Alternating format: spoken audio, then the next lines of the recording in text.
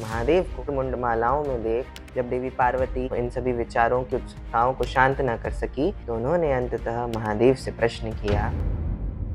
तब महादेव ने उन्हें कहा, यदि आपको इसके आगे का रहस्य जानना है तो आपको अमर कथा सुननी पड़ेगी। और यहाँ से शुरू होती है एक यात्रा।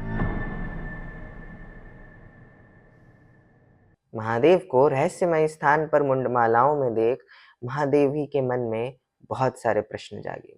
जब देवी पार्वती इन सभी प्रश्नों, इन सभी विचारों की उत्सुकताओं को शांत न कर सकी तो उन्होंने अंततः महादेव से प्रश्न किया कि इन मुंडमालाओं का रहस्य क्या है, ये किसके मुंड हैं और आप इन्हें धारण क्यों करते हैं। तब महादेव ने उन्हें बताया कि पिछले जिन भी जन्मों में देवी पार्वती की मृत्यु होती थी तब भी वे उनका जो मुंड होता था उन्हें अपने पास इस माला में जोड़ लेते थे। और जब आगे के रहस्य जानने की इच्छा जब देवी पार्वती ने प्रकट की तब महादेव ने उन्हें कहा कि यदि आपको इसके आगे का रहस्य जानना है तो आपको अमर कथा सुननी पड़ेगी। अमर कथा सुनने के लिए हमें एक ऐसे स्थान पर जाना पड़ेगा जहाँ कोई भी जीवित वस्तु ना हो, ताकि ये कथा सदा के लिए रहस्य ही रहे। और यहाँ से शुरू होती है एक यात्रा, जिसे अमर कथा की यात्रा आप कह सकते हैं। इस यात्रा में महादेव पूरी सृष्टि का भ्रमण करते हैं एक ऐसे स्थान की खोज में जहाँ कोई भी जीवन पनप ही ना रहा हो।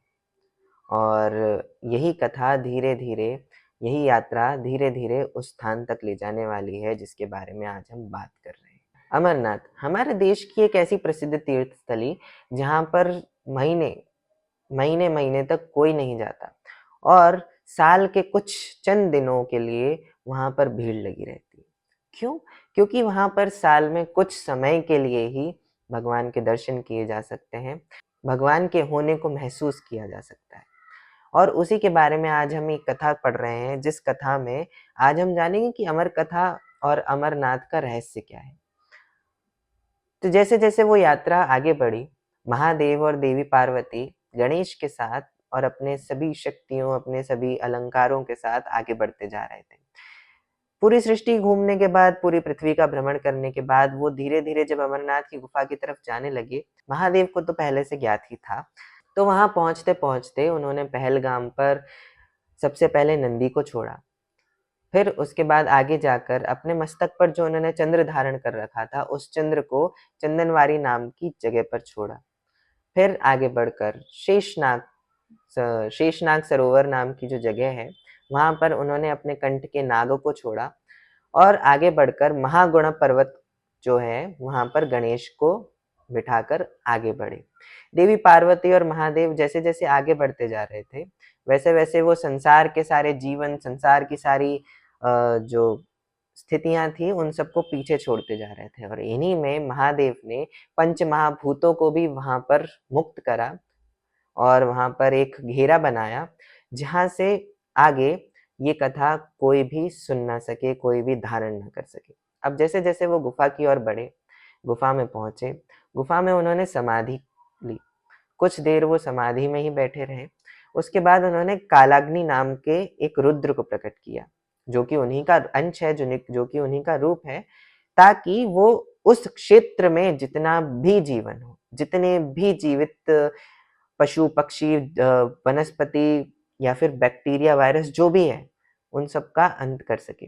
कालाग्नि रुद्र वही हैं जो प्रलय काल में पूरी सृष्टि का लय करते हैं। उसी रूप को कालाग्नि कहते हैं महादेव के। तो उन्होंने अपनी प्रचंड अग्नि से पूरे स्थान पे जितना जीवन था, जितना कुछ हो सकता था, सबको भस्म कर दिया। और वहां अब जो कुछ बचा था वो केवल जड़ है, वो केवल निर्जीव चीजें हैं। वो गुफा में बैठे हैं। महादेव ने देवी पार्वती को कहा कि आप इस कथा को गौर से सुनिएगा। ये कथा गूढ़ रहस्य है और इसे कोई नहीं जान सकता। इसे जानने का अधिकार बहुत पुण्यों के बाद, बहुत तपस्या के बाद प्राप्त होता है।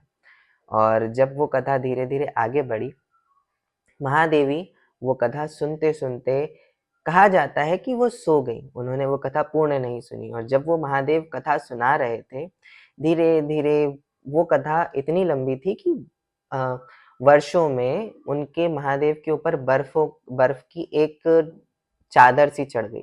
एक शिवलिंग का रूप ले लिया उन्होंने और एक बर्फ की शिवलिंग वहाँ पर उत्पन्न हो गई। जब वो कथा पूर्ण हुई तो महादेव जागते हैं। महादेव ने जब आँखें खोली कथा सुनाने के बाद, तो उन्होंने देखा कि देवी पार्वती निद्रावस्था में है और उन्होंने वो कथा नहीं सुनी। और इसका कोई भी प्रारब्ध हो सकता है, कुछ भी कारण हो सकता है। इतने रहस्य, इतने गूढ़ चीज़ों के पीछे जो लीलाएँ होती रहती हैं, उन सबको जानना, समझना ना हमारे बस की बात है और ना भगवान वो सब कुछ बताना चाहते भी हैं, क्योंकि वो शायद हमारे लिए मैटर भी नहीं करती। तो महादेव थोड़ा मुस्कुराए, फिर उन्होंने थोड़ी-सी लीला भाव में देवी पार्वती को जगाया, परंतु उन्होंने कुछ देर बाद सुना कि वहाँ पर कुछ पक्षियों की, कबूतरों की गुटर-गुटर करने की आवाज़ आ रही थी, उनकी बोलने की आवाज़ आ रही थी। और जब महादेव ने नज़रें घुमाई तो उन्हें उस गुफ़ा के कोने में एक घोंसला दिखा, जहाँ पर 2 कबूतर बैठे हुए थे। अब देवी पार्वती ने तो वो अमर कथा नहीं सुनी, पर वो कबूतर कालाग्नि रुद्र की अग्नि से कैसे बच गए, कालाग्नि रुद्र से कैसे वो उन्होंने अपना पीछा छुड़ाया और कैसे वो वहाँ पर इतने समय तक बैठे रहे, कोई नहीं जानता। पर उन्होंने वो पूर्ण कथा सुन ली और ऐसा कहा जाता है कि वो अमर हो गए। अब इस स्थान से, इस पोज़ीशन से ये कहानी अलग-अलग रुख लेती है। अलग-अलग विधाओं में, अलग-अलग परंपराओं में या फिर अलग-अलग कथाओं में, अलग-अलग पुराणों में भी अगर ये कथा कहीं पर मेंशन होती है, तो आप इसका एक अलग रूप देखेंगे, जहाँ से वो कथा एक नए भाव को उत्पन्न देती है, एक नई शाखा बनाती है। जैसे ये कबूतरों की कथा है, कई कहानियों में कहा जाता है कि इन कबूतरों को महादेव ने वहीं मुक्त कर दिया था या फिर अपने अंदर समा लिया था, ताकि इस कथा का विस्तार ना हो सके संसार में। और कई जगह कहते हैं कि वो कबूतर अब ये कथा सुनकर अमर हो चुके हैं और आज भी अमरनाथ की यात्रा पर जो लोग जाते हैं, उन्हें वो कबूतर का जोड़ा उड़ता हुआ कहीं न कहीं दिखता है, जो कि उस ऊँचाई पर जहाँ पर वो गुफ़ा है, जहाँ पर वो पूरी पहाड़ी है, वहाँ पर होना थोड़ा उनका मुश्किल होता है प्राकृतिक रूप से। अब जो अगला पहलू है, वो कहते हैं कि जब महादेव ने उन कबूतरों का अंत कर दिया या फिर उन्हें अपने अंदर समाहित कर लिया, उन्हें इस शरीर से मुक्त कर दिया, तब वहाँ पर उस घोंसले में एक अंडा भी था, जो कि एक तोते का अंडा था, एक शुक का अंडा था। और कहा जाता है कि उस अंडे में जो तोता था, जो जीव था, उसने भी वो कथा पूरी सुन ली और जैसे ही वो कथा पूर्ण हुई, वो कबूतर उस अंडे से बाहर निकल आया और जैसे ही महादेव उस पर अपना प्रभाव डालने वाले थे या फिर उसका अंत करने वाले थे, वो वहाँ से उड़ गया और उड़ता-उड़ता वो भागता ही रहा, भागता ही रहा, भागता ही रहा। अब ये कथा, ये तोता कहाँ गया? बहुत लोग शायद जानते होंगे, बहुत लोग शायद नहीं जानते होंगे, पर अगर आप कहानी अच्छे से जानते हो, तो आपको पता होगा कि ये तोता बहुत अहम रोल निभाता है। आगे की जो हमारी पौराणिक कहानियाँ हैं या फिर जो भी महाभारत, ये सब जो कहानियाँ, इन सब में बहुत इम्पोर्टेंट रोल है इनका। और जिनकी हम बात कर रहे हैं या फिर जिनका अभी प्रादुर्भाव होने वाला है, प्रादुर्भाव होने वाला है। अब ये कथा तो हम शायद अगले एपिसोड में डिस्कस करेंगे, बिकॉज़ ये कहानी अपने आप में ही बहुत अहम, बहुत ख़ास और बहुत इंटरेस्टिंग सी है। पर ये तोता आज भी ज़िंदा है, अगर ये कहानी उस भाव से उत्पन्न होती है तो। और ये तोता आज भी हमारे जीवन में कहीं न कहीं, किसी न किसी रूप से प्रभाव डाल रहा है। अब ये तोता कौन है? ये कहाँ जाएगा? और क्या इनके प्राण बचेंगे या नहीं बचेंगे? ये हम अगली कहानी में जानेंगे। और अगर अगली कहानी को सब्सक्राइब करना है, अगली कहानी सुनना चाहते हैं, तो चैनल को सब्सक्राइब करना। अगर आप ऑडियो प्लेटफ़ॉर्म पे सुन रहे हैं तो डू फॉलो। अपने दोस्तों के साथ इस कहानी को शेयर करना। और if you like the story और if you didn't like the story और if you didn't like something और if you like something, comment section में बताओ कि कैसा लगा, क्या सही लगा, क्या गलत लगा, क्या इम्प्रूव कर सकते हैं। And how do you have the feel, like मैं चाहता हूँ कि ये कहानी सब तक पहुँचे। ये कहानियाँ बहुत इम्पोर्टेंट हैं, बिकॉज़ हो सकता है ये कहानी ऐतिहासिक तौर पे या पौराणिक तौर पे उतनी एग्ज़ैक्ट ना हो, पर एक तरीके से ये लोक कथा है। लोक कथा जो कल्चरली चलती आ रही हैं, इनके पीछे कुछ ना कुछ भाव तो होगा, कुछ ना कुछ अंडरस्टैंडिंग तो उनकी भी होगी, कोई ना कोई रहस्य होगा।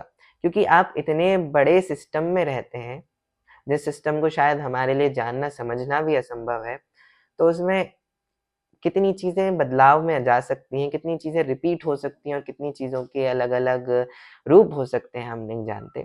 तो till then see you soon in the next story. जब तक सब्सक्राइब कर लेना।